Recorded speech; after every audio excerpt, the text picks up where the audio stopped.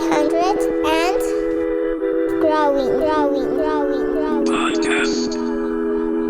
Dedicated to the underdog, cause I see you. Working on your craft, getting strong, cause I see you. Ready to set it off and on, cause I see you. Correcting all that is wrong, cause I see you. All right, hello everybody in the virtual world. My name is Jesus Azteca 500 Sanchez. I am your host of the 500 and Growing podcast. And today we have Amisha Patel. Amisha Patel is somebody that I've seen publicly speak at rallies. She's an organizer. She's worked in the Bay Area. She's also worked as an executive director of the Grassroots Collaborative. She's very inspirational as a person who has brought community together, and she is incredibly powerful. Everybody, let's give a big round of applause to Amisha Patel. Thank you. Thank you so much. It's good to be here today. Amisha is originally from Chicago. What was it like growing up for you? Yeah. So I was born in Chicago at Ravenswood Hospital, which is now condo building. So, you know, like our neighborhoods change and evolve and loss and gains. And so it's bizarre for that place to now be condos. But I grew up in the suburbs, though. So we moved to Elk Grove Village when I was a kid, which was very different than Chicago. You know, my parents, the whole story was they're immigrants from India. The goal was to move to the suburbs for the idea was there's better schools and safer community. And there might have been those things. There was also more racist community and more difficulties of just being seen as outsiders in Elk Grove Village in the late 70s, which is when we moved. So I grew up with a lot of feeling of other and different and not feeling comfortable in who I was, not liking who I was. So a lot of kind of the ways that we internalize ideas about who we are because of experiences with racism in particular. So I grew up wishing that I was white. You know, being ashamed of being Indian. And so dealt with a lot of mental health challenges as a kid growing up because there was also a lot of silence around it all.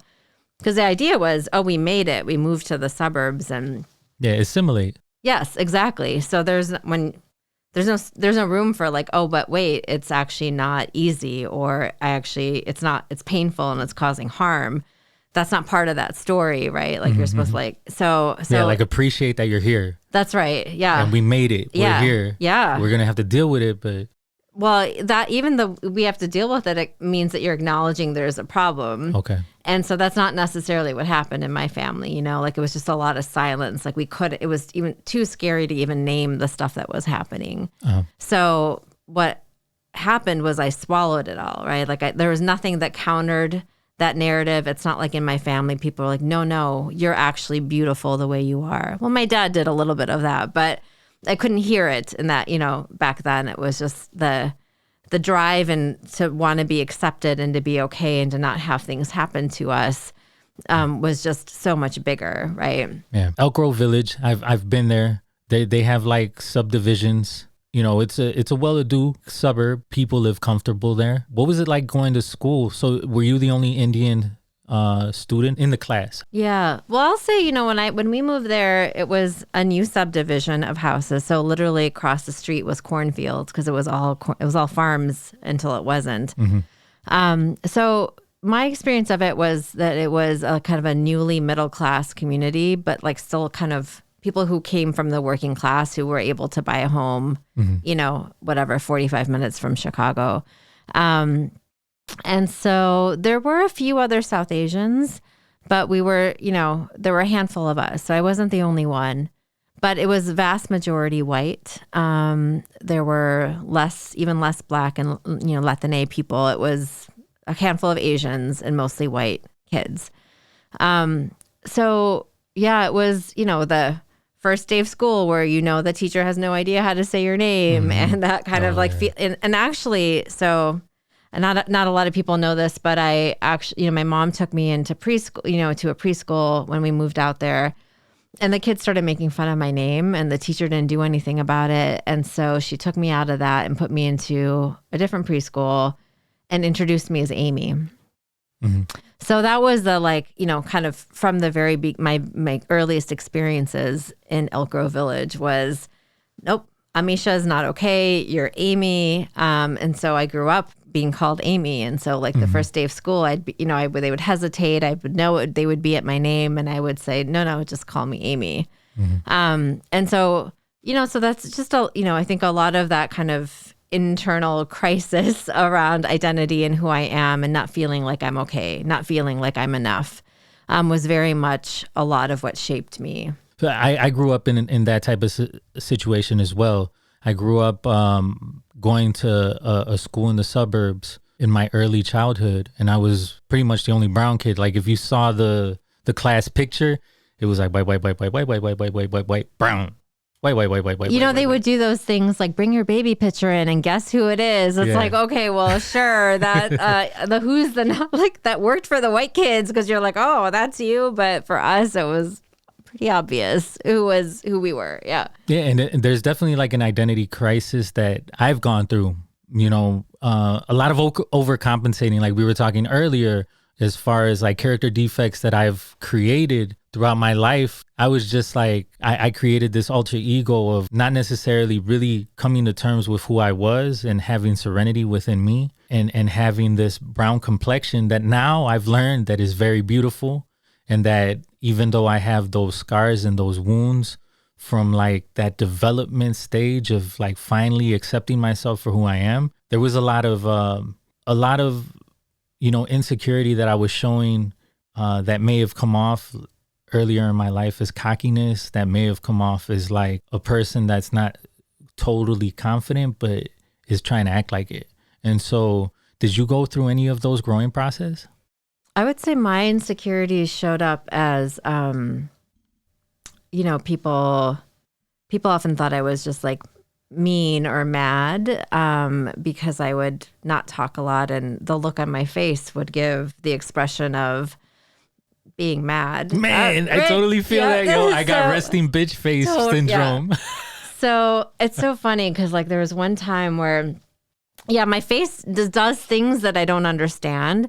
Yeah. And I think I'm smiling at someone. And there's one time that I did the face that I thought was smiling, and I looked in the mirror and I was like horrified. I was like, you're like, oh shit, why are you mad? Oh, wow. Okay. I really don't how I think I'm conveying myself is not what I'm conveyed. So I think that definitely, there was I think that sort of, and I think it's a defense mechanism, right? It's a stay away from me, right? And that is but then meanwhile inside I'm so lonely and wanting to connect, right? But that insecurity kept me from feeling like I could. And then the stories you tell yourself is like, oh yeah, look, nobody wants to be around me. Nobody wants to be connected to me. But I'm giving off vibes that don't talk to me, don't mess with me. And then when they don't, then I'm, sad about it, right? You get hurt feelings. That was through my whole 20s until I figured out okay, started to evolve a little bit on right. And that, I think my journey around being secure in myself was a long one. And, because I think all through high school, I didn't have it. College kind of came to a crisis point where I really dealt with a lot of mental health issues and struggles. And it wasn't till my mid-20s that started to turn around. And which is all really helpful to when I'm a bonus mother to a 19 and 20-year-old. And so it's really also parenting forces you to kind of grapple with what you were like at that age. Right. Mm-hmm. So it's been, it's just been a constantly evolving process of coming, really undoing early trauma, undoing the effects of the things that happen to us and how we internalize it, to really coming back to a place where I'm standing in my power. What did you see growing up that you wanted to change? I know that you kind of spoke about it a little bit, but anything that comes to mind as far as something that you wanted to change that you saw? So I would say, I think the piece when I went to college in the Bay Area, and there was freshman orientation. I lived in a dorm, and so there were freshman orientation activities that were like the step up, step back, like, so step up if you have experienced, whatever it is, right? Yeah, trauma or exactly, very specific things, and you kind of do it silently, and I think it's a pretty powerful experience where you have to kind of answer the questions, decide if you're going to step up or not, see where what it feels like if you're the only one who has stepped up, right? Or if you're the only one who hasn't. And so things like that helped me actually get language around around racism. Like, I didn't understand what I was experiencing when it was happening. Oh, well, this is racism. This is white supremacy. Like, these are not words that I knew or understood as a kid. So college is where I started to understand oppression. Classism was a big one. My mom was a factory worker. And my dad was an engineer for the city, but he quit before he but vested for his pension. And, Yep. back then, immigrants, you have a city job, you do not quit your city job. Like, that is a good job. Yep. But he quit because of racism. Like, he was sick of being treated like shit, you know? And so as a brown immigrant man, so he quit and became a salesman. And so, we just had a different class background than many South Asians had then. And so I think when I went to college, I started to get, I went to a very elite college. And so Where did you go to college? I went to Stanford. Ooh, nice. Yeah. And so even many of the people of color, many of the students of color there also came from class privilege. So it was very strange. Like, so I went there and was like, where am I? Like, what have I done? Like, what is this place? And felt that separation even there from many people until I found a crew of mostly queer people of color who had an analysis around Stanford that really spoke to me. And I learned organizing. We organized, against the university for many things. I learned organizing. I helped start a youth organization in East Palo Alto, across the bridge from Palo Alto, with two African nationalist mentors who took us under their wings. And that organization still exists. And we fought against a toxic waste facility that was in the community. 10 years after we started that fight and I'd moved back to Chicago, I got a call saying we won. And I was like, nice. Oh my God, it was amazing. Just like the power of and it was young people who we helped train that then took over the organization as they should, right, from East Palo Alto. And anyway, all of that was very formative for me. I don't even remember your original question, but I'm just going to talk. Yeah, like what did you want to change growing up? So I think it was, it just like that, kind of the first year in college really helped me. That rage that before then was internally directed, yes, right, then had an outlet. And just went and then I found organizing, right? So it was a place where I was like, oh, the anger turned external finally. And it drove I don't think anger is what can drive long-term organizing, but it was the thing that helped spark my radicalize passion. you. Exactly. And I had an outlet, right, to do something about it. Because I think the thing when it's internalized, for me, it just sat in me and it felt like it ate me away from the inside and it changed who I was in a lot of ways. And when I learned about organizing and got exposure to this, the world just started to make sense in ways that I didn't know that it didn't make sense as a kid. Yeah. I didn't have, again, the words for it.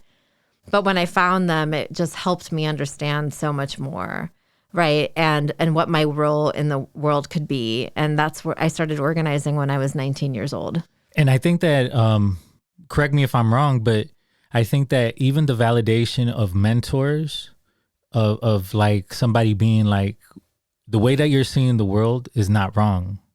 This is messed up, what's happening in the world. For me, it was just I grew up kind of like you, right? My family is first generation from Mexico. They came here and they actually paid to come here with documentation. So they're very about, we're here, we should appreciate what we have. Nothing can really be wrong. And so there was a lot of me questioning the religion that I grew up in, the way that people are treating each other in the world, that wasn't really reciprocated by my family. My family was just like, dude, we're here. Like, we have more than we would have in Mexico, and I'm adopted. And so my birth mother was somebody that couldn't afford to have me. There's a sense of me even winning the lottery, right? Like, I won the lottery. Like, my mom adopted me in Mexico, brought me to the United States. I would not be in this situation or in this privileged place if I wouldn't have had these things kind of like all domino effect in my life. But it's also like, there's stuff that's not right. And so I had elders that were like, the way that you're seeing the world is legitimate, right? Like, we're not going to put the rose-colored glasses on and be like, the world is perfect and, you know, just appreciate what you have. There's also a striving for more, and then just the system that's in place to put some people in privileged positions and some other people in not those privileged positions, and not give them an opportunity to be able to do that. So who were those people that provided that validation for you as a young person, or even going to Stanford? And I'm also curious, besides that question, is what was it like to go to Ivy League school, encounter that privilege like you were talking about, which is really dominant white culture? Yeah. So Keisha and Peter Evans were longtime East Palo Alto residents who've been fighting on all kinds of fronts in East Palo Alto.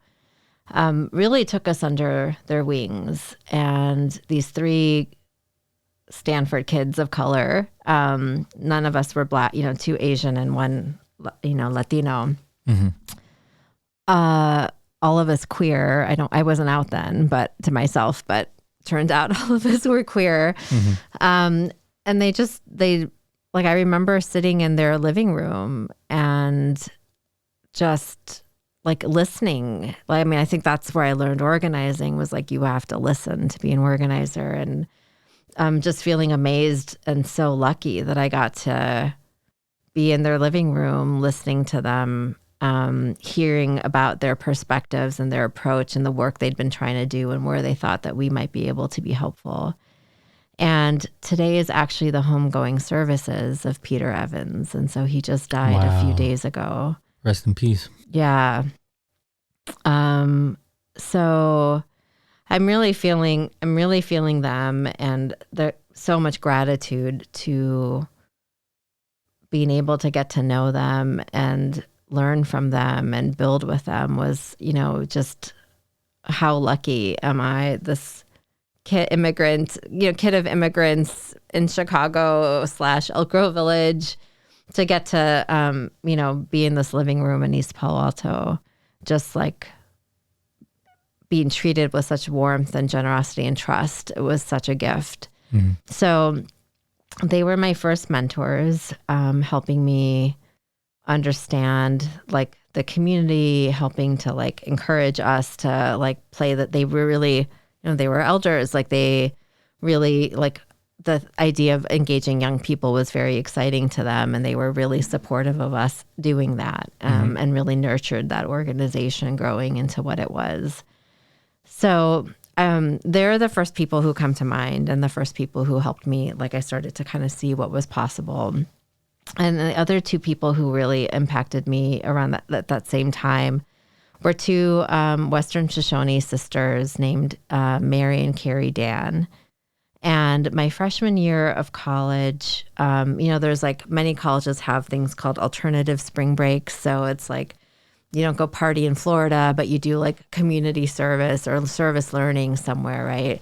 I didn't do a college sponsored alternative spring break, but somebody I met that first year, she had actually spent the whole last year, instead of going to Stanford, she had spent the year living with in this resistance camp of Indigenous people fighting against the U.S. government, the Bureau of Land Management, because the BLM tries to basically take land that is, Indigenous people's land, as they've always done since the creation of this government. Mm-hmm, mm-hmm. And so anyway, there was a resistance camp in Nevada, and in Crescent Valley, Nevada. And so she ended up organizing some of us to go on spring break. And that was incredibly powerful. Like sitting at, around a fire with these two elders, again, listening, listening about, like, in high school, I was an overachiever. One of the things I did was like, I was like the president of the environmental club, and we started recycling at my high school, which, that's great. No, that's dope, man. That's I mean, cool, as a young person, like you're carrying outside of yourself. Young people are so egotistical that it's like if you see a student that like cares about other things, it's just like, yo, you have a head start, because a lot of people are just internal at that point. Yeah, no, it was definitely a good thing. And when I sat around the fire listening to Mary and Carrie Dan, I realized I had I was so disconnected from land, as people who are settlers are disconnected from land, and children of immigrants literally disconnected from their land. I really, for the first time, felt and understood why environmental work was important, and that how people were connected to the land, and people were connected to the, production, animals and life. And it just kind of like changed my DNA. I feel like when I got to be on this land that was being literally trying to be, grabbed back by the government. And like, they would have raids, like where they would round up their cattle. They would have like, just like really intense experiences. And that just, it changed me. And it set me on a path that was very different than the path that I came in with. So my plan was to be a genetic engineer. When I went to college, I was going to find, ironically, the cure to cancer by being a genetic engineer. And the first, year and a half of experiences made me realize, like, this is not the path. That's not my path. And these organizing experiences really started to make clear to me what I actually wanted to do. Which I say now as someone who is dealing with cancer, that it actually put me on the path to finding the cure to cancer, which is about ending oppression. Like, cancer exists because we are destroying our planet, and we are just making toxins in our planet. We are the ways that we have to deal with oppression, class stuff, poverty, racism. All of that stuff is why we have, like, literally that manifests in our bodies, and illnesses and sicknesses. And the biggest irony was that, like, actually, like, this is the work that is going to, actually make us all healthier, is by taking, and not something that's going to be in a lab. So it's an interesting kind of evolution of, like, learning and understanding that started off, that very much rooted in my early experiences. Those were like two opposing worlds then, because I expected to hear like a professor was like really about like the rebel in the faculty that was like, yeah, I understand what you're doing, but I didn't expect it to be like a community member that harnessed you and brought you into being able to organize and meet the community. And so what was it like dealing with those two worlds, right? Like dealing with Stanford and then dealing with the community activism. And like you were talking about, how did you deal with that crossroads? You were seeing these two completely different dualities. It was interesting where there was definitely challenges with my parents, right? Who I got into Stanford. Like you're the golden child. Capital, all caps, made it, right? Yeah, you're like, yo, she's for sure. Right? We're gonna get. I mean, as parents, golden ticket. Hey, right? We're gonna be able to retire. Yes. She's gonna do it. My mother's dream was that I would be the first person, first doctor in the family. Many immigrant mothers' dreams, I believe, and that's not the direction I went in. And it definitely caused a lot of pain and fights in the family. And, my parents were very just shocked and said, at this point, things that were very hurtful, to me. and made me continue to feel like, oh, I am different than my family even. Like the difference that I grew up with, right, of being other wasn't just like, us versus them. It was like me, even in my family, for sure. And so it was tough. There was a lot of like, disconnect and isolation and pain. We all felt pain, right? Like I was in so much pain that felt like I was not understood, not supported. My parents felt betrayed and pain, like couldn't understand, like, why was I choosing to do this when I have the capacity to be a doctor? Like, why would I throw it away? And so my extended family, on my mom's side, all the aunts and uncles are all factory workers. They're dual factory. My mom was a factory worker, but my dad had a middle class job for 9 years before he walked away from it. And so, but that 9 years gave us a different class status than the rest of my aunts and uncles who were dual factory worker families. So we were the first ones to move out of the city, right, to that suburban house. And so there was also just difference with me and my cousins and me and my, like growing up, like I was just, oftentimes, people got a kick out of trying to like provoke me with ideas because I was, so different than them in terms of how I thought about the world. And so it really, all of that led to a lot of disconnect and isolation and separation. Also at the same, I didn't come out to my family till much later, but I also was coming out to myself in my early 20s as being queer. And so that was a whole nother level, right? And after I graduated college, I stayed another 4 years in California doing violence against women, organizing and advocacy and work with young people using art. I'm an artist. And so using art and creativity to be able to tell those stories, because just using words out loud was not always the thing that was accessible for people to do or safe for people to do. And so, my queer identity grew in the Bay Area where it was way safer. I have family in the Bay, I have family everywhere. I have family in the Bay Area, but my like parents and my closest family were like thousands of miles away. And so it was like a whole different life of who I was that they had no idea about, right? And so again, this like... Yeah, you were able to cultivate this. I was able to cultivate it. And it was like, kind of sectioning yourself off again, right? Like who you are. Code switching. Yes, totally. And so... when I decided to move back to Chicago in my 20s, like that was my biggest worry, was like, what could I be myself living? And actually I moved back home with my parents for a few years. So like literally living with my parents again, how could I be who I am? And so it was a whole journey, right? And it was not easy, and lots of tears and lots of pain and lots of struggle. To being, both like struggle with other people, but continued struggle within myself, I mean, it wasn't like, oh, I turned around and you talked about being kind of like the rebel and being like fighting back against things that weren't right. Like it took me a long time to get to that place where I could do that for myself. Yeah. I was not comfortable. So where I got comfort first was like fighting, injustice, like this toxic waste facility in East Palo Alto, while Stanford is this privileged, bubble. That was real clear to me as like not being okay, and where I wanted, if I was going to choose a side, and like that, I knew which side I was going to be on. Yeah. But choosing to be on my own side was much harder. It was much, much harder, and was a much longer journey to get there.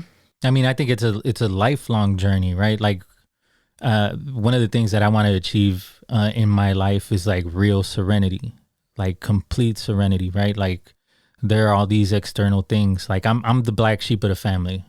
I'm the person who was like, no, I'm not doing that. I was starting to read books about the Inquisition and then the conquest of Mexico and like how we learned this religion.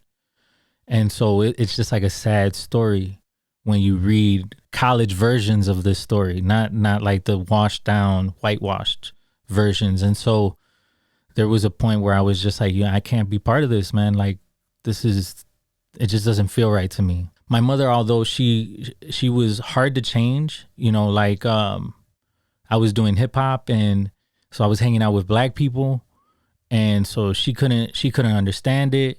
She grew up in an age where everybody told her, don't go to that neighborhood, because if you go to that neighborhood, something's going to happen to you. And so I was just like, yo, we're all the same people. Like, we might have different experiences, but we all want what's best for our families. We all want what's best for us. And so I was able to, through hip hop, able to see like different areas of the city and different people. And so my mother, later in her life, when she had her last job at Cook County Hospital, had a black friend, like a black best friend, and was finally able to be like, to understand me and like my experience and kind of validate that. But what she did was she allowed me to think for myself. And she was like, okay, explain why you don't like this. And I would explain it, and she would be like, you know what? Like, I don't agree with it, but the way you said it makes sense. How is your relationship with your family now, with your parents? Has that, do they understand you now? Do they acknowledge you? Yeah, my relationship with my parents definitely evolved, and grew and deepened in ways that I think as a kid I couldn't imagine ever. You know, I remember when I went to freshman year at college again. My roommate was this white girl from Santa Barbara, and she would talk to her mom. Like every other day for like an hour, telling her everything. And I was like, what? Like, you communicate? Wait, what is this? Like, I don't understand this. You know, it was just like so far from reality. And meanwhile, I would have like a 10 minutes tops conversation once a week with both my parents, right? And so just again, like there's just so much that I didn't feel like I could say. It was also not even like a thought. Again, until I saw her, it didn't occur to me. I didn't know that it could be a different way, right? That you could have like an open communication, and I'm so grateful to have a very different relationship with my kids, you know, than what I had with my parents at that age. Yeah. But we really did grow and deepen with each other, and the understanding grew and deepened. And you know, at one point I was a union organizer in Chicago when I first moved back to the city, and my first organizing campaign was hospital workers at UIC hospital, like techs, like radiology techs or blood, you know, phlebotomists.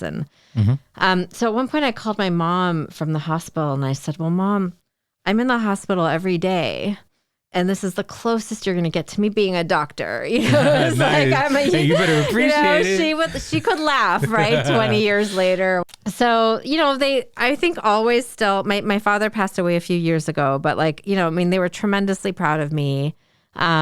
And I will say there's still a place in their heart still that's like, well, why didn't she be a doctor? You know, like I think both things exist. I'm grateful that there's like the place of being proud and loving and supportive of me. And it's not like they still aren't carrying, you know, they still carried a piece of that. But but it really did evolve. And you know, and I I didn't come out to my parents till like 8 years ago. What was that experience like for you? It was very scary because even though, you know, I think my instinct was I knew they weren't going to disown me. That's about sort of the only thing I knew. And I was glad I at least had that. That's not true for many of my other like South Asian friends who are queer and came out. Like there are definitely people who don't have those relationships with their parents anymore. And so it was, you know, so I was like 39, you know, when I came out. I'm 47 now. And I was so scared. I had dropped my, you know, at that time, my partner, the person who I'm now married to, Nina, she was like, dropped her at a coffee house, like a Starbucks, like, you know, and then I was like, okay, I'm going to, you know, and then I went over to my parents' house and she waited. She gave you a massage. She was like, are you ready? Like, let's go. We were both so freaked out. Oh my gosh. And so, cause she's South Asian too and understands, you know, it's like, this is like just not the cultural dynamic. Exactly. And so of all days, I had forgotten my cell phone. And so I couldn't text her while I was there. So she's like waiting and waiting. Wow. And, twiddling her thumbs, super nervous. I know, totally. And freaking out as the longer and longer it gets, like it's not going well because it's going so long. And and then, you know, for me, what it was like was, I mean, I think I'm a very emotional person. And so I think I started crying pretty quickly, and that freaked them out. They're like, what's wrong? You know, what's going on? And, you know, and I was trying to figure out, how do I say the words, you know, like, so my family speaks Gujarati. My Gujarati is decent, but I certainly did not know how to come out in Gujarati, and I did not feel comfortable, you know, speaking in Gujarati. My parents' English is quite good, but I was trying to, like, what's the words to use in English that could convey this, that they would understand. So I ended up choosing the word gay instead of queer, and then gay confused them. My dad was like, wait, are you a boy? Right? Because I said the word gay, you know, so it was like, and then I'm like, okay, maybe that wasn't the right word, but I was trying to figure out how to say it. Anyway, it's basically one of the first things my dad said besides that question was like, well, I didn't think gay people were real, which is interesting. And we have this conversation, and 90 minutes later or so, my dad says, you know, people my age just need education. And like, I just, in 90 minutes, to go from not thinking gay people were real to being like, me and everyone my age in our culture just needs to be educated better, was just an incredible, I could not have predicted or imagined that I would have an experience like that. And you must have been on cloud 9. It was amazing. Like, and just like the healing of those words. Totally. Because it wasn't like it was provoked. It sounded like it was just like him authentically like acknowledging. Yes. And you were just like, you had to have felt heard, I think. And for the first time, again, living a life that you're bifurcated, right? So many different ways, right? Culturally, but then again, in your own family, that I suddenly was like, I could be this huge part of who I was. Like I came out in my, you know, like 21. So like, to almost half my life, like they had no idea about who I really was. And to have in that moment in 90 minutes to like have suddenly this like, oh my gosh, they now know. And they are so loving and accepting. And so my mom, at the end of this conversation, my mom says, so shall we eat some mango? Nice. You know, and so it's just like, if I ever write, I'm like I say, when I write the short story of this, like it will be Mangoes on the Porch will be my title, because we just then had mangoes on the porch, like cut fruit, right? Immigrant mothers love language. Like we just cut some mango up. We sat on the porch, ate it. Meanwhile, Nina's freaking out in Starbucks. She's like, what is going on? And she's sweating bullets. You're like, oh my God. I'm having like delicious. With her. Oh my gosh. Like, and that's so a great story. What I say in that whole thing is that the whole arc of that story, that my parents' love was bigger than their fear. For sure, man. And your dad sounds like a badass person. Yeah. Like your dad. Yeah. My dad was not the role model. Like he moved back to Mexico, and so there was a lot of amends or a lot of forgiving that I had to do for him. And there was a point when I was in Mexico where I wanted to have that conversation, but I didn't have the courage to. So to have that conversation before he passed, and for him to have that reaction, and for him to be the person who like totally changed his job, his employment situation, because he needed to stand up for himself, or he needed to like have dignity in his workplace. Like he sounds like a really cool person. And I think that from hearing your story, I don't know if I'd be correct in saying that he's one of the people who has influenced you the most in like following your true self. And then not only to have that, but to have him like really acknowledge, especially elders, man. Elders, they're stuck in their ways, and so it's hard for them to finally like be like, damn, I don't know it all. And maybe I need to learn. Like that's a really big step for an elder. You know, you have to be really self-confident to do that, because a lot of people are just like, they see the world in a square, and outside that box, you can't go outside that box. Yeah. And so he was also willing to see that he didn't know it all. Had to have impacted your life in some way. Yeah, absolutely. Yeah, I really appreciate you saying that because it's funny. Like when I talk about my organizing story, I mostly talk about my mother and her being a factory worker and me going to work with her, finally going 20 years later, going to the factory and seeing, oh my God, the conditions she was working in that I had no idea about, right? And like how that led me into working for labor rights. And, but it's true. My father, had just deep integrity. And it's a key it's always been a key value of mine. And I feel like I have deep integrity and it's something that matters so much to me. And I got that from my dad, who really wouldn't tolerate being mistreated. And, I'll say also had some male privilege to be able to say, I'm not going to do that. Like my mom's job for 20 years in this factory was not always easy. Right. But for her as a woman, like she never felt like she could just leave because it was like she wasn't treated well, right? So there's also just so many layers of complexity in the realities of things. But yes, I mean, he was a remarkable man, and I had 5 years of being totally fully myself with him before he passed away, and I'm so grateful for those 5 years because I just, again, never imagined I could be completely myself and totally, fully loved, fully as myself. Like he loved my partner, loved, That's dope.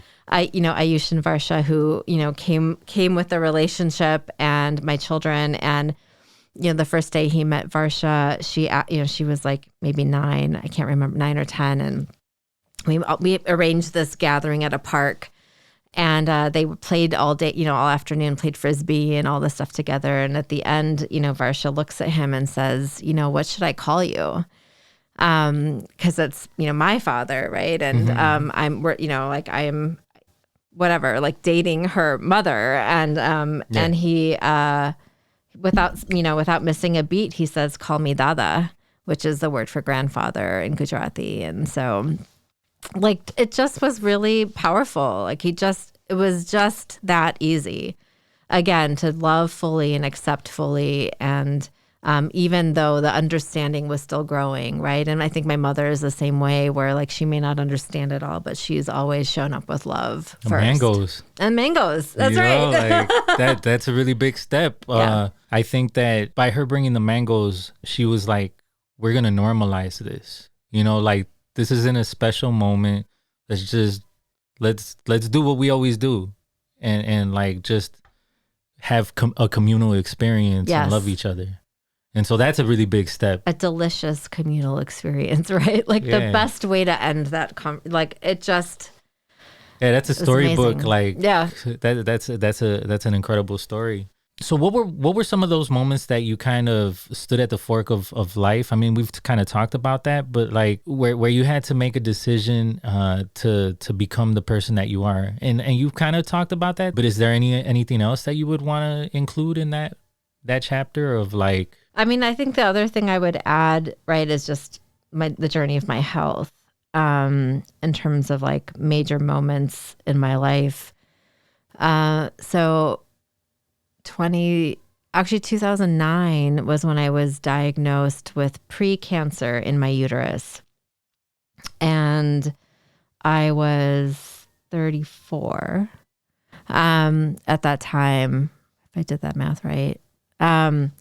And no, 24. Yeah. Okay. It's 24. And so, I was mostly single until Nina and I got together. And so for me, it was always clear that I wanted to I always thought I would give birth once and then adopt children after that and have 3 kids. Like that was my plan. And so when I got the pre-cancer, the one opinion was to have a hysterectomy immediately. And I didn't want to do that. And I ended up finding a care team that was like, no, you don't have to. Here's the way forward of how and what it meant is that I had a biopsy done every 3 months through my cervix. It was very painful. It sounds painful. It was very painful. And I did that I did probably like maybe almost over 20 biopsies in my life to try to keep the possibility of being able to have a baby. And when Nina and I got together, so my children are also adopted. And so when Nina and I got together, this question became real, like, okay, so do we want to, do I want to try to get pregnant? And for me, where I got to pretty quickly was like, but I hadn't officially firmly made the decision, but where I was heading towards was like, I don't know that we have enough resource even to give the 2 kids in our life now. And I was just very worried about what bringing in a 3rd child into the situation would be. And I wanted to center Ayush and Varsha. Like, I didn't want to, like, that felt very important to me as a kind of the new family we were, creating together. And so I was really heading towards, like, I should just get a hysterectomy. Like, I was kind of doing this alternative treatment to give myself the chance. But, again, it was like my late 30s at that point when I was like, okay, I think this isn't going to, I think I'm good with not giving birth, like, because I get to parent, and in this really beautiful way. But before I officially made the decision, I got diagnosed with cancer. It was a thing that wasn't supposed to happen. I mean, biopsies every 3 months, like, it shouldn't have happened. So somehow it did. And I had to have a hysterectomy. I think for me, it really was like, I had made a lot of, so as an organizer, again, it's not a 9-to-5 job, right? And so when I got the pre-cancer diagnosis, I was already running Grassroots Collaborative. And as an executive director of a community organizing group, like, you work a lot of hours, right? Like, it was like probably 50, 60 hour weeks. For sure, because you have to be Easily. At the events, you're speaking. You're always like on. Fundraising. Exactly. Like, the responsibility of the whole, like, feel like it's, it's not just a feeling that it's on you. And certainly it was in the beginning, like, it was a small, like, we were like a 2 or 3 person or 2 person. I was actually the only staff person when I started in 2007. And we've, steadily grew, but it was like, felt like it was all on me. Mm-hmm. And so I did make a big change then, in terms of like, okay, this isn't sustainable. It's not good for anybody to kind of like, this is not a balanced life. And so I really did make a significant shift in terms of like the hour. And I really worked more like 40 hours. And I think we did good work still. It wasn't like I can say, oh, here's this thing happened because I didn't put in an extra 20 hours. Well, actually we did really good work still. So that was helpful to see. But patterns are old, right? And capitalism especially tells us you have to keep doing more and more and more. Things are never enough. You have to go harder, faster. That like over time that started to slip back up again, where my hours, creeped back up, and I was like doing again, like, a lot of hours of work. We started a political organization, which is where I first met you, with Grassroots Illinois Action. And so that was like 2 orgs then that I was running. Anyway, so I think that like, when the cancer actually happened, again, it was like another moment of having to make a decision of like, how am I going to live? What does this look like? How do I reset balance? And so again, made those decisions again to like try, and I think it can be really clear at that time, there were several women of color organizers who were going through cancer. And I was like, okay, what is happening here? And what is the way that we're doing this work is adding to the possibility. Again, when I talked about what the actual cure to cancer is, right? Like when we're kind of internalizing the like, and our communities are being attacked, right? It's not just a abstract thing. Like things are bad, things are hard. And it very much feels like you have to just keep going and do everything you can to address what's happening. Well, I think just organizing in general, or like being a teacher or being of public service is just like, society pulls your heartstrings, and it's just like you need to burn yourself out for it because there's so much need for it. Yeah. Yeah.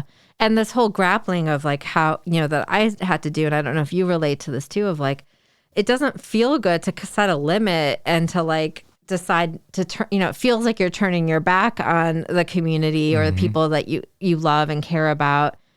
And because to focus on yourself or to try to have balance. And that's like a really jacked up dynamic, and very dangerous, right? And so you see the effects of it, whether it's like internalized in our health or burnout, people leaving them, drink, alcohol, all of it, right? The things that you end up doing to keep yourself going, to prop yourself going, and the life that you end up living that gets more and more damaged. And what I realized was like the world I'm trying to build of like that's transformed, that's liberated, has to include me. Like it can't be this thing for everyone else. And so I have to do things differently. So I feel like it was a choice I had to make over and over. Yeah. Because it's hard to like stay in that place. Because again, you get pulled. Was your ego involved in that decision? Did you grapple with your ego because you were the leader of these two organizations, and it's just like they're your babies. Yeah. And so it had to have been hard to just be like, to not have that founder syndrome and just be like, okay, you could hold the baby too, you know? It definitely, I think I am a person that can hold on. Like there's definitely a control thing with me, right? So I think with the many leaders, like you want to and control as much as possible. There's like a way that it should happen. And so if you let somebody else do it, it may not happen the way that you think it needs to happen. There's definitely some of that and like lack of trust in this, like lack of trust, right? Mm-hmm. But fear also, right? Of like fear of failure and the fact that like if it gets messed up, it's going to come back on you. I don't, I can't say there wasn't ego. Also, it's not necessarily the word I would use, but sure, I'm sure it was also part of it as well, right? This thing of like, well, I mean, so much of like my identity for many years was my role. Yeah. Right. And then as my role became more public, like it wasn't in the beginning, like the original model of Grassroots Collaborative was, again, you pick up the most generic name possible, Grassroots Collaborative, because it's about a vehicle to have, the coalition move forward, and your member groups are who get the spotlight. Yeah. And over time in my 15 years there, we intentionally shifted that where I became a much more visible leader of Grassroots Collaborative. And so I think there definitely was fear of like, well, what will happen if I'm not kind of doing all of it? The dynamic of funding is really messed up because funders fund to lead individuals. They actually don't fund to many of them don't fund to the collective work. Like they fund a dynamic leader is who they fund, right? And then the organization has money. So you see this when sort of like organizations become like darlings of the movement or whatever, get a lot of attention. It's like they're backing often that one individual. So if you leave, or if I'm not doing, if I'm not doing well. Everything that I could be doing, that will hurt my org, right? Yeah. So, did I feel like it would hurt me? I don't think so. I don't. And that certainly when that wasn't the major part of the thing that I was wrestling with, it really felt. And again, because I think there's some way about being a woman of color in the work where it was like, there wasn't a lot of room for, like, I didn't have a lot of ego. Like, the people who had ego were like the white men who ran organizations, in my perspective, like who like had so much confidence in what they did, like could fundraise. We were able to raise money so much faster than me. We're able to write about it, all this stuff. And I'm like, here, I'm like doing 30 things, like 30 jobs. Like I don't have time to write about it. Like I'm the comms director. I'm the development director. I am all of these things in the beginning when we were really small. And it was very much being a child of immigrants. Like, okay, you give me $1, I'm going to do 10 things with that dollar. Yeah.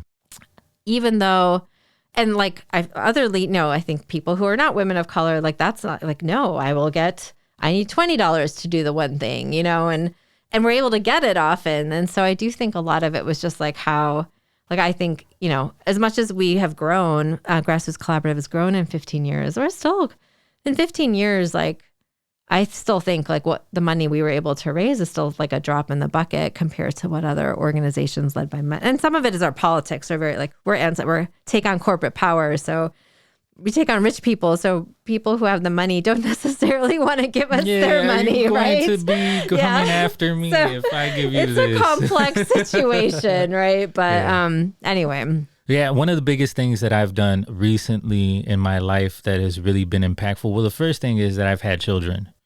So I have a 5-year-old and a 2-year-old. And so with my 2-year-old particular, I stay at home with my 2-year-old. And so one of those things is that when I was super hardcore, there was a lot of time that I was given to the movement. And I felt like super drained. Like I was from one meeting to another meeting to rally to another meeting to a meeting to this. And having a child made me step back.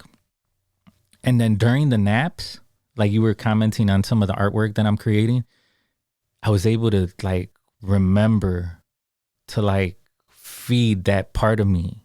Like I learned how to DJ during that time. I want to I want to explore art again. I want to learn how to make art. I want to learn how to create things. And for me, the way that I see it, some people were meant to be organizers. They're incredible at getting people together, getting people to understand each other in a room.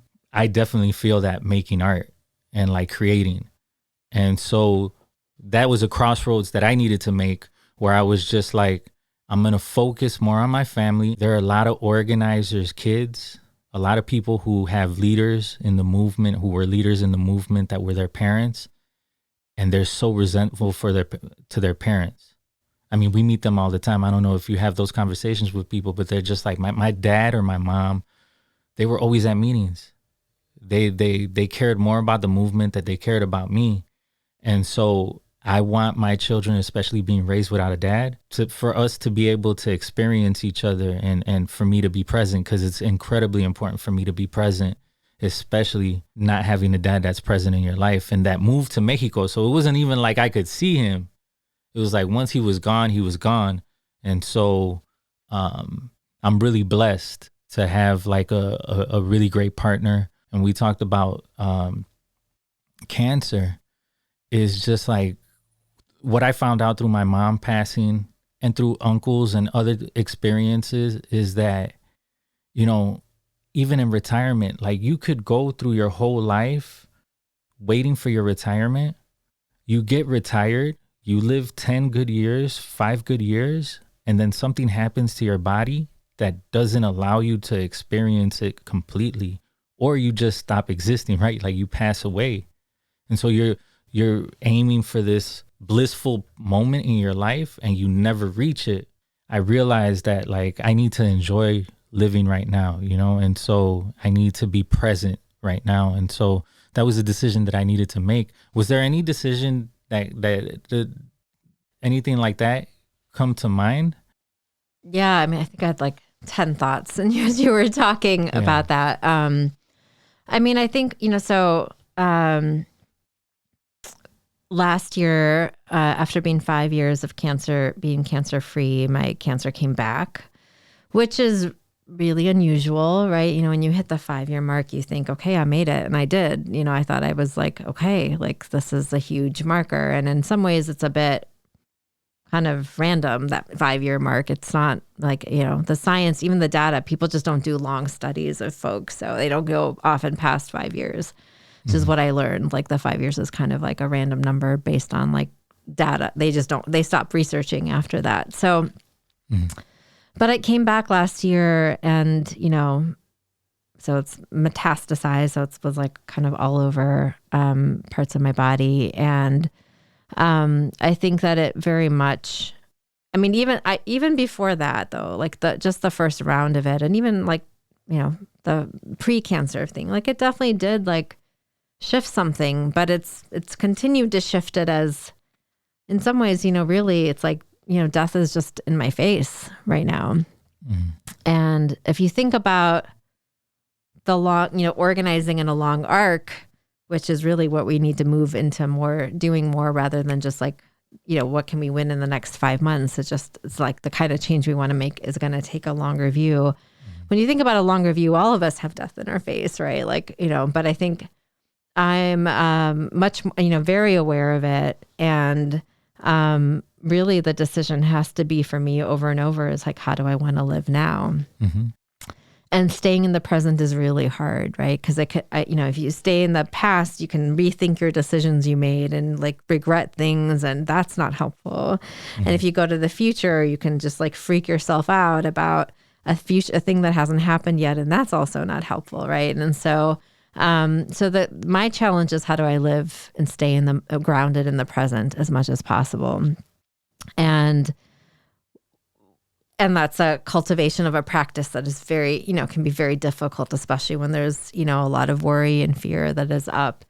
But I'm finding like there's just, I mean, I have a really amazing life, you know, and I'm really grateful for the life that I have. And sure, I wish I didn't have cancer kind of hanging around, but also like I have an amazing life, and I'm really grateful for everything I've been able to experience and how I'm able to live now. And I'm really trying to make choices that are like not delaying gratification, not delaying joy, right? Like as you talked about, like in some ways, it really unfortunately is a privilege to live like that. It shouldn't be. It should be how we all get to live, right? And it's like live like centering joy and connection and meaning every single day. And I'm really trying to do that. And and it's a wonderful way to live. It is, you know, a thing that I wish all of us could do, and not do it just because death is in our face, right? But again, if you understand, like, well, death is not that far off for any of us, right? In the long arc of life,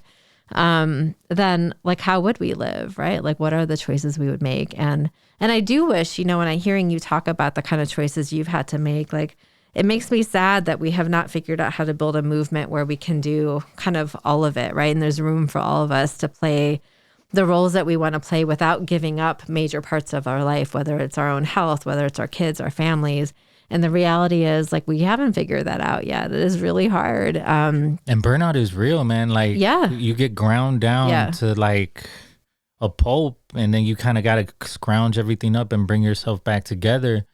And that's somewhat of how I felt, you know, where I was just like, I wasn't myself anymore. I was being somebody that I thought, like, I don't know. I don't know how to explain it. Like, I wasn't like, I'm an artist. I want to make art. Yeah. And so art is like, I'm in my happy place when I'm making art, you know? Same. And so I wasn't in the happy place anymore.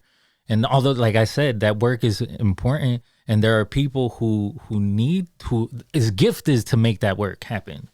I had to come to terms with myself and be like, I want to live this part of my life in a different way than I was living at that part. But then you also have these heartstrings that, you know, the struggle, the movement, the people who you're helping kind of like tug at, where you're just like, you know, you just feel like obligated at times to do it. And there's a rebelliousness that comes with like, no, I'm going to assume my own time. I'm going to have my own time. I'm going to cultivate myself, because if we often water other people's cups without watering our own. And you know, the thing I've been trying to think about, because I'm very similar, like when I make art, I'm so happy. I like bliss out. I'm just like in it. And, you know, when I started printmaking a few years ago, taking classes at Hyde Park Art Center, and I really thought, you know, partly it's because my first love is painting, and the schedules, the hours I was working as an organizer, like I had like 10 half-finished paintings around my house, right? And I never would come back to it. Like I'd feel a burst, and I'd be in a different place then, so I'd start something else, and then I'd never come back to it. So I was like, printmaking is faster art. Like maybe that's better, more my speed. And I fell in love with printmaking because it was true. It was like in 3 hours I could have prints. Yeah. And linoleum, woodblock? All of it, not wood. I did some linoleum. But really silkscreen was what I got into a lot of. All of it. And what I loved about it was like, so after 1 or 2 sessions, I'd have a ton of prints, right? Because you can just like keep going, go, right? So, and if I didn't like it, I didn't have to make, you know, it was just like such an easy like thing of like, I don't have to feel so attached to something, right? Because attachment becomes, because I felt so sad about these half-finished paintings, but like, that's what made it hard. There's nothing wrong with half-finished paintings, but it's like, doesn't feel good. So printmaking was like really, like I loved it. And my thought was like, I started printmaking in 2012, first CTU strike, right? When CORE takes power and the teachers go on strike for the first time. So I'm like, okay, I'm going to make all this like propaganda for the movement. Let's totally. do it. And I made one, and I was like, it was just felt mediocre. And then I just did trees. I have just done like so many trees and all kinds of printmaking medium. Exactly. Like I just love trees. And so I have it's just interesting where I thought like where I would go and how I would use my art. And it's became, I was just like, well, I have to speak to let it come out of me from where it actually comes from and not force it into something else. And, but like at this moment, I really the question that gets me very excited is like, what does art in our movement look like? And what could it look like? And what if there were communities of artists? Like, we all have, there's so many different roles to play. And the problem is in our movements is that there's really just we kind of give people like 3 options, and if you're not doing one of those 3 options, there isn't room to actually be part of it. And we're not going to win the world we want with only these limited ways of thinking. Art and culture creating things is so important. We can't just be fighting and breaking down stuff. We actually have to create and make and build, and creativity is where hope lives, right? Well, creating is hopeful. Art is how you judge societies. So when you go back and archive things, or they go back to Egypt, they're looking at the artifacts. They're looking at what was created through that civilization. So, I think that art is incredibly, it's like a time capsule. Yeah. So I don't know. We should make some art together and figure out ways to connect into movement in ways that are authentic and true to us, right? But I just that's kind of where my head is at, is what does this look like? What if we collectively, a bunch of us made trees? I think that's part of the movement, is it actually with climate crisis, could be more of a radical act than what I originally thought it was. But I think creating, making is so important. We cannot just say what we're against. We cannot just break things down. We actually have to create, if there's a different world we want, we have to help bring it and create it into existence. And art is huge. For sure, man. That's something that I've kind of contemplated as far as the movement is very, from my perspective, is based on what I'm against. It's very let's organize against something. Yeah. If you're against something, you're eventually going to be against each other. Because that's your mode. Your mode is always fighting. And when there's nobody to fight, you're going to start looking at each other and picking each other apart and then fighting against each other. I think that a movement is more solidified and is more authentic if it's led by love, because then there's a love at the end. Any flowers that you would want to give to your children or to your partner, how have they impacted your growth, especially now making that transition of the fork in the road, right? And stepping away from those roles and being more present. Yeah. So I'll start with my children, where I just feel like I have learned so much by being a parent.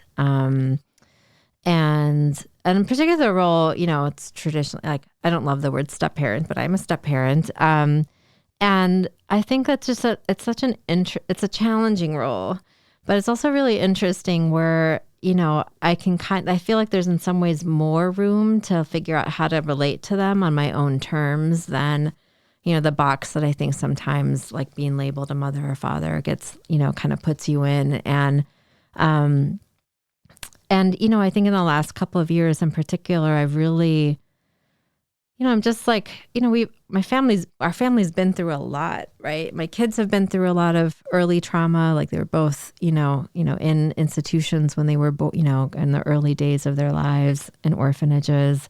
And, and then the health piece, Nina and their other mother, splitting. There's just been a lot of loss, right? A lot of challenge.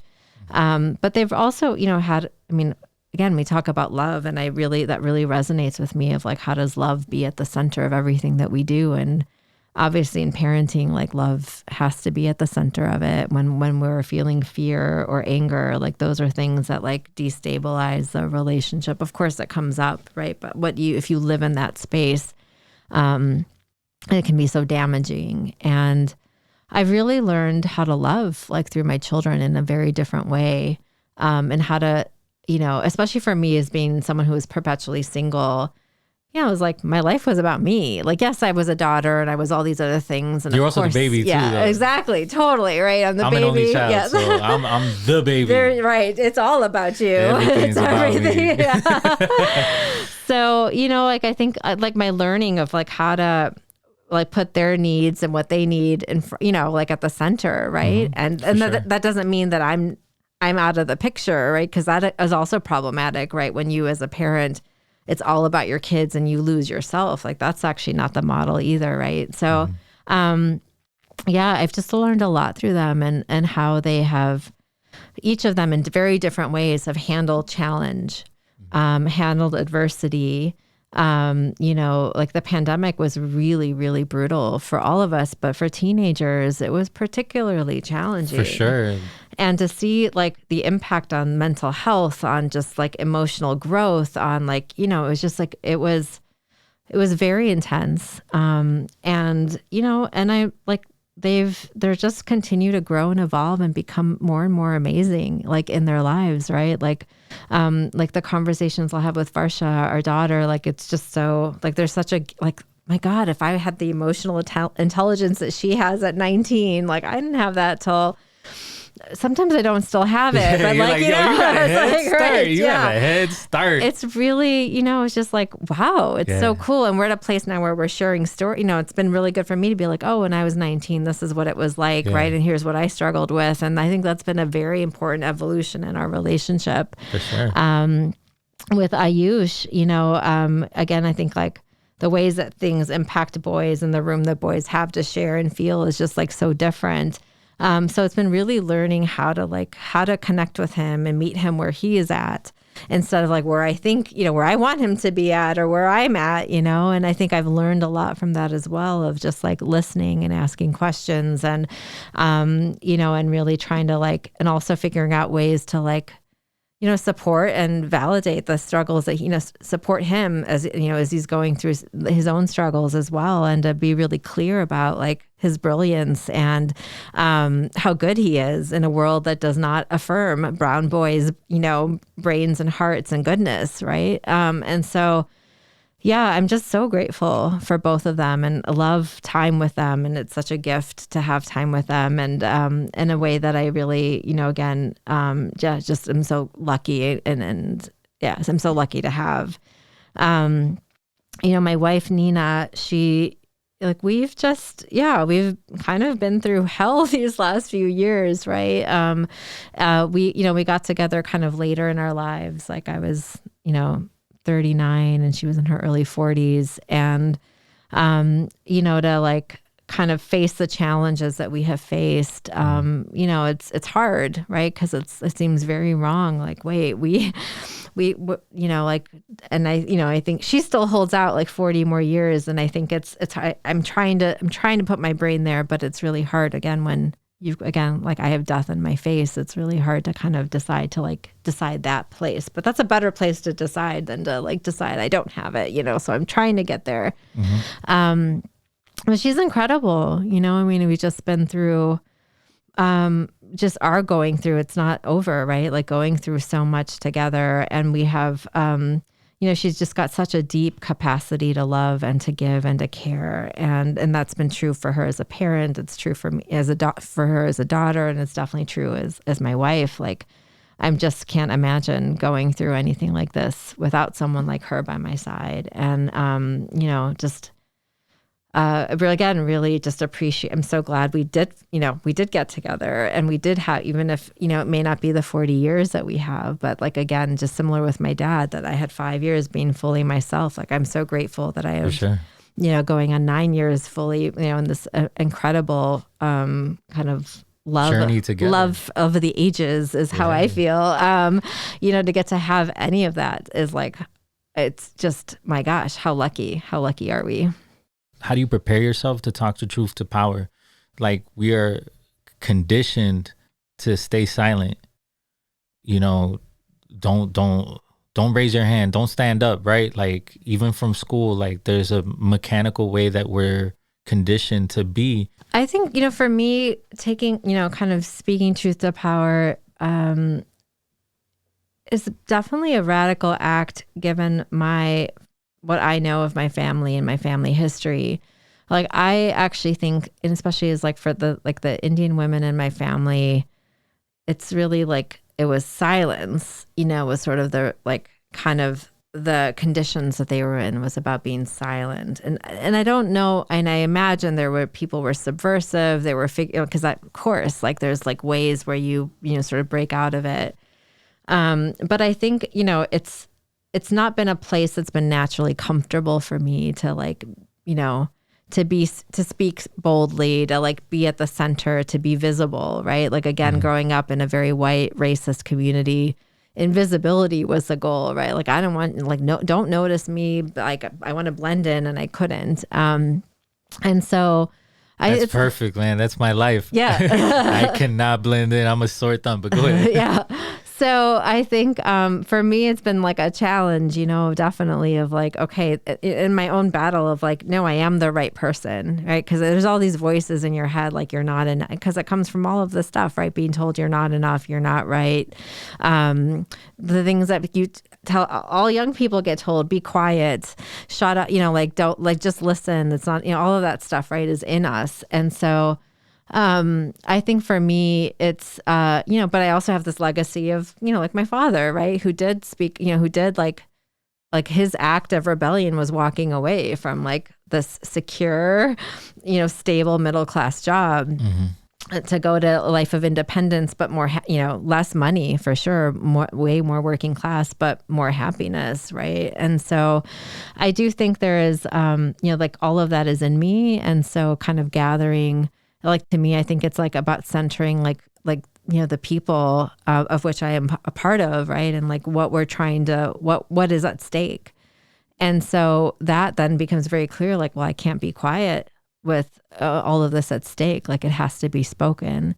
And my goal is not for people to like me, although, I do think, well, that could be a whole nother podcast of like how, like, I do agree of this like oppositional piece is a very challenging way to organize when it's about us versus them. And that's very much how we set up organizing campaigns, right? It's like, whether it's like we are the 99% and you're against the 1%, or whether it's like, whatever it is, whatever it looks like. And I think that actually the world we're trying to build has to have room for all of us. It can't be that it has only room for 99% of us, right? Like we can't push the other 1% off the cliff, but it has to, or eat them, like we like to say, like T-shirts that say, I understand and appreciate, and and like, yeah, eat the rich is like definitely like in me, and we can't, like, that seeds of resentment. Like we actually have to build a world where there's room for everyone and there's like landing spots for all of us. So anyway, I think like that's it's really kind of channeling like what's at stake is important, is the way that I can like find my voice, is how I find my voice. And more and more actually my leadership really evolved to like, so yes, there was like a time where it was like our member groups and our grassroots leaders were at the front. Then we made this decision for me to be at the front. And then I made a decision that like, actually, no, like I can come back to the back, and other people's voices at the front is really important and needed. People who are actually directly impacted or leading these fights. Like we have to move against this thing where like, oh, here's the script, here, say this in front of a press conference, which is so much of what we do, to like, how do we build real, authentic, genuine power and leadership development in places where people feel their own power? Because if you don't feel your own power, collective power doesn't make sense. That's not going to be possible if you can't tell that you are powerful yourself. And so fundamentally, I think that's what it's about. And that's my job. And I think the next question you're going to ask me is like, what to say to other, I think that's, man, we're here. Let's just go. We're right here. It's like the job for, like, I think like anyone interested in making change or being part of organizing, like it is about listening, deep listening to help and like helping someone understand and feel their own power. There's like, it's not about you giving someone, like the power or, any of that, which is too much also exists in the movement, right? But it's like what actually all of us have power, and all of it, it's just like what has happened to us that has like made us feel like we don't have it.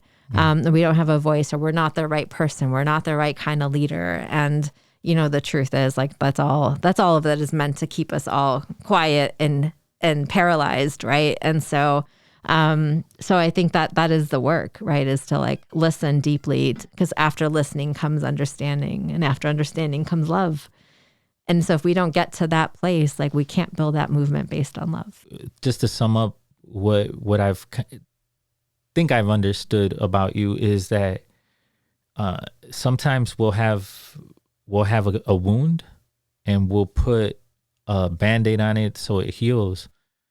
But instead of concentrating on putting the Band-Aid on, we should concentrate on what cut us in the first place, right? So when we talk about cancer, and you were talking about being an engineer, a biological engineer, and like being that Band-Aid, you found a way to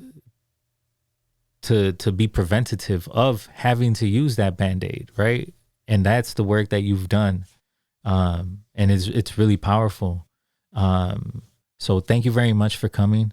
And everybody, Amisha Patel. Thank you. 500 and growing. Podcast. Dedicated to the underdog, cause I see you. Working on your craft, getting strong, cause I see you. Ready to set it off and on, cause I see you. Correcting all that is wrong, cause I see you. Dedicated to your craft, read and study the math. Making goals and taking a stand. Original, so you trailblaze a path. In tune with your inner master plan. 500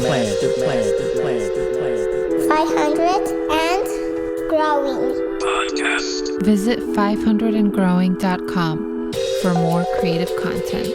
Thank you for listening to the 500 and Growing podcast.